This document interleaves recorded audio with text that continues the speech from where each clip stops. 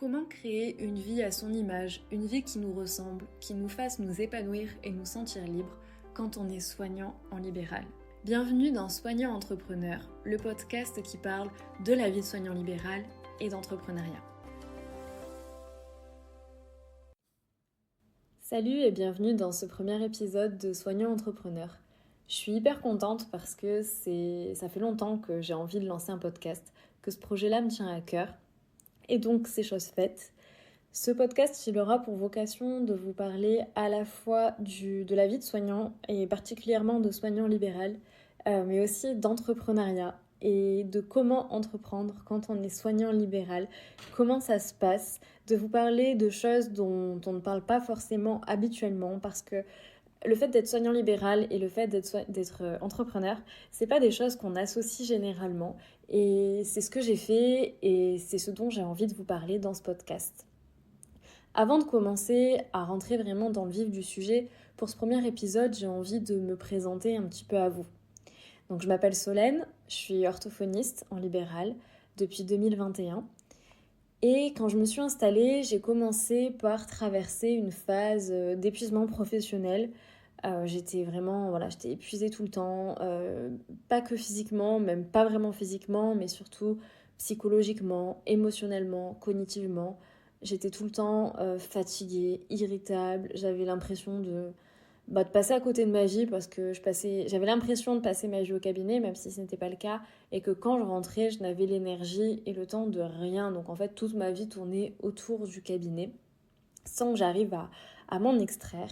Et j'ai compris que ça pouvait pas durer, parce que ça commençait à me rendre malade. Je pouvais plus continuer dans cette situation-là. Donc j'ai réussi à travailler sur moi, à reprioriser mes besoins, identifier quelles valeurs j'avais besoin de combler, réussi à changer aussi mes schémas de pensée pour vivre différemment le quotidien au cabinet, repenser mon planning en fonction de mes objectifs, en fonction de ce que j'avais envie de mettre en place dans ma vie, reprendre soin de moi et vraiment réussir à prioriser ce que j'avais envie de prioriser.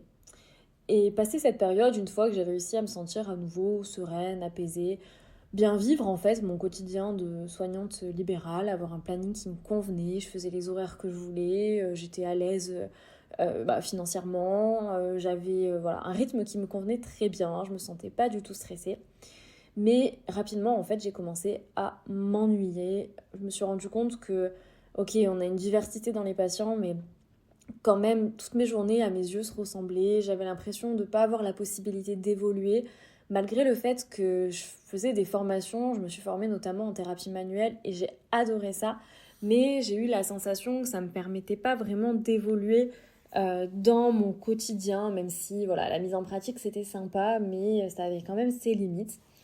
Et donc, je me suis posé la question, qu'est-ce que je pourrais faire, qu'est-ce que je pourrais lancer à côté du cabinet pour diversifier mon quotidien, moins m'ennuyer, avoir une pratique, une activité professionnelle plus riche, plus diversifiée, tout en gardant en fait du temps pour moi, parce que notamment passé un temps, je pensais pourquoi pas me former dans les massages, proposer des massages à visée thérapeutique au cabinet, et je me suis dit mais en fait ça me convient pas parce qu'au niveau liberté temporelle, géographique, ça sera pas mieux que les contraintes actuelles du cabinet. Je serai toujours astreinte à des horaires, tout simplement, pour recevoir les patients. Et donc je commençais un petit peu à cogiter. Je m'étais dit pourquoi pas faire une formation, mais sur quoi, enfin moi former d'autres personnes, mais sur quoi. J'étais encore à l'époque un petit bébé orthophoniste, j'avais pas de domaine d'expertise, il aurait fallu que moi-même je continue à me former un petit peu. Bref, j'avais pas vraiment d'idée. Jusqu'au jour où je suis tombée sur mes coachs actuels qui présentaient leur programme sur comment se lancer dans l'entrepreneuriat et surtout comment trouver son idée d'entreprise. Et j'ai pris un appel avec eux, à la base initialement pour discuter. Je pensais vraiment pas me lancer ce jour-là. Et au téléphone, j'ai été séduite et convaincue et j'ai pris la décision d'investir dans cette formation et dans cet accompagnement. Et j'ai lancé au fil des mois ma propre entreprise.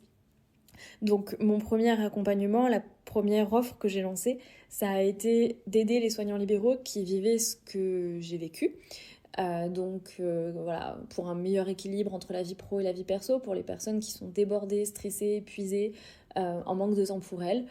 et pour leur permettre de se sentir plus sereines, plus libres, plus épanouies, avoir un meilleur équilibre entre le cabinet et leur vie, parce que je suis intimement persuadée qu'un soignant en bonne santé, un soignant bien dans sa peau, dans sa tête et dans sa vie, c'est un meilleur soignant, tout simplement, parce qu'il est plus disponible pour ses patients, plus à même d'effectuer de bons soins.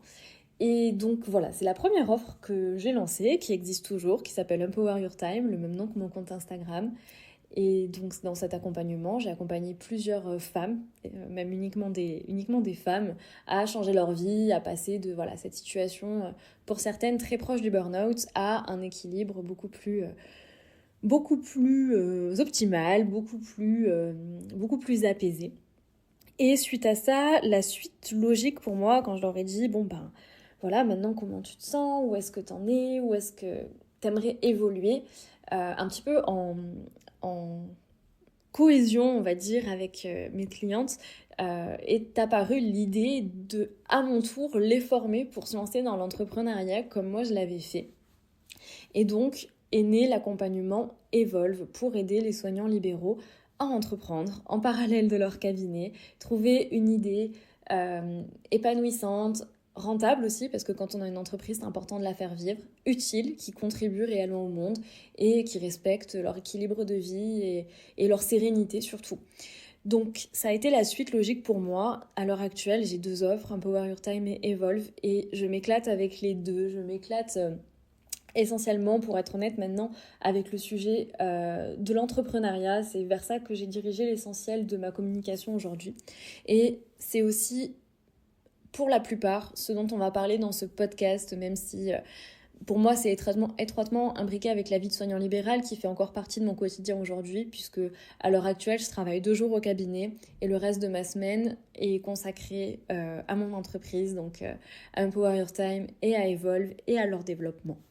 Donc voilà pour mon parcours, et si j'ai envie de créer ce podcast aujourd'hui, c'est essentiellement pour libérer la parole sur tout ça, sur le fait que quand on est soignant libéral, on est aussi un humain, et que notre vie a beau être dédiée à aider les autres, à soigner les autres, en fait c'est notre métier initial qui est dédié à ça, et il faut dissocier ça de la personne qui, elle aussi, à mon sens, a le droit d'avoir sa propre vie, de remplir ses rêves, ses ambitions, ce qui la motive, ce qui lui donne envie de s'épanouir, ce qui l'épanouit.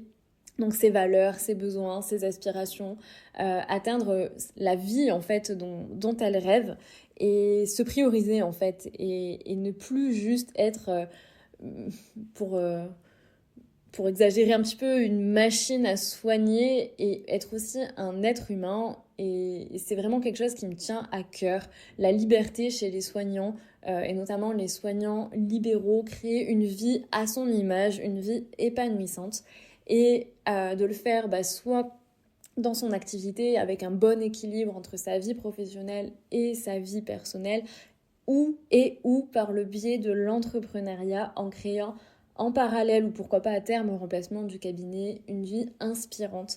Et j'ai vraiment envie de vous partager toutes ces notions-là, ces notions de liberté, ces notions d'épanouissement, des clés techniques aussi, pourquoi pas, autour de l'entrepreneuriat, et aussi des partages d'expériences. Donc je vais essayer de faire intervenir un maximum de personnes qui, elles aussi, sont passées par là, qui ont entrepris, qui viennent du milieu du soin pour la plupart, pour vous donner un maximum de retours d'expérience, et pourquoi pas vous inspirer aussi à vivre la vie dont vous rêvez, et vous créer une vie à votre image, une vie épanouissante. C'est vrai qu'on a un peu tendance à opposer soignant et entrepreneur, puisque quand on est soignant, il y a un peu cette notion de dévotion, alors que dans l'entrepreneuriat, il y a cette notion de soi et pour soi.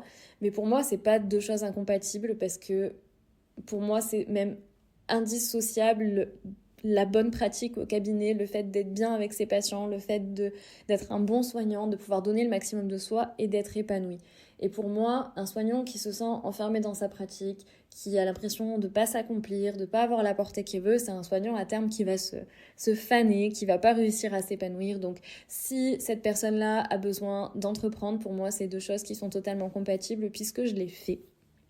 Donc voilà un petit peu ce dont on va parler dans ce podcast. Je vous ferai des formats plutôt courts parce que je sais que votre temps est précieux. Donc je vais m'arrêter là pour aujourd'hui et je vous retrouve très très prochainement pour aborder un sujet de manière un peu plus approfondie. C'est tout pour cet épisode d'introduction. S'il t'a plu, n'oublie pas de le noter avec 5 étoiles, ça m'aidera à être référencé et à faire découvrir ce tout nouveau podcast. En attendant, je te retrouve sur Instagram @empoweryourtime. Tu y retrouveras du contenu tous les jours, ainsi que l'accès à mon site internet qui contient mes offres aussi gratuites, mon e-book, ma newsletter, tout ce dont tu as besoin, tout mon univers. Et je te dis à très très vite pour un nouveau podcast.